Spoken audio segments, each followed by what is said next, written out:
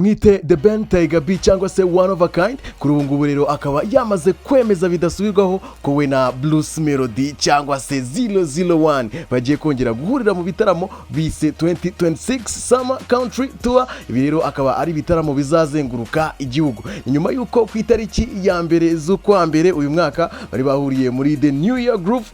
Cyari igitaramo cyari cyateguwe na The Ben ariko aza kwifashisha Bruce Melody kugira ngo bahe abakunzi babo ibyishimo, dore ko byanagarutsweho cyane ku mbuga nkoranyambaga. Abagabo baragenda biharira entertainment yo mu Rwanda ku rwego utakekaho. Hanyuma nyuma yaho rero nkuko bari babyemeje mu masezerano ko nyuma y'igitaramo The New Year Groove bagomba guhurira mu bitaramo bizakurikiraho bizategurwa na Bruce Melody. Bruce Melody rero mu minsi yashize akaba yaratangaje ko ibitaramo byamaze gutegurwa, ariko The Ben aza gutungurana ahakana avuga ko ayo makuru ari fake news. Ako nyuma yaho nta masaha 28 arashira The Ben yagarutse ku mbuga nkoranyambaga akura ifoto yari yashizeho igaragaza ko ayo makuru yari ayahakanye. Ku munsi w'ejo rero Bruce Melody ndetse na The Ben bashize flyer hanze ku mbuga nkoranyambaga zabo, ubwo ndavuga ku rukuta rwa Instagram, aho basanzwe banyuza amakuru yabo menshi batangaza ko bagiye kongera guha abanyarwanda ibyishimo mu bitaramo bagiye guhuramo bizenguruka igihugu. Bakaba barabyise 2026 Summer Country Tour. Ibi ngibi rero bakaba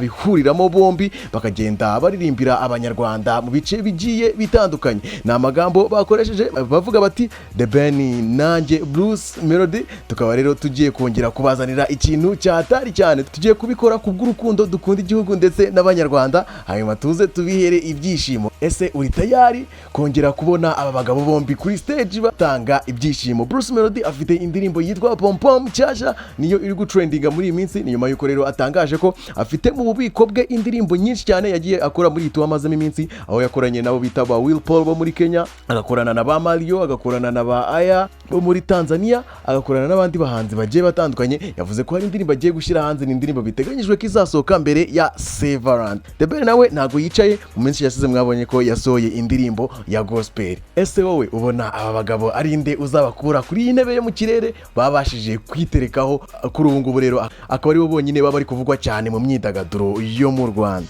Nje ndi Tiger the Great MC Swahili.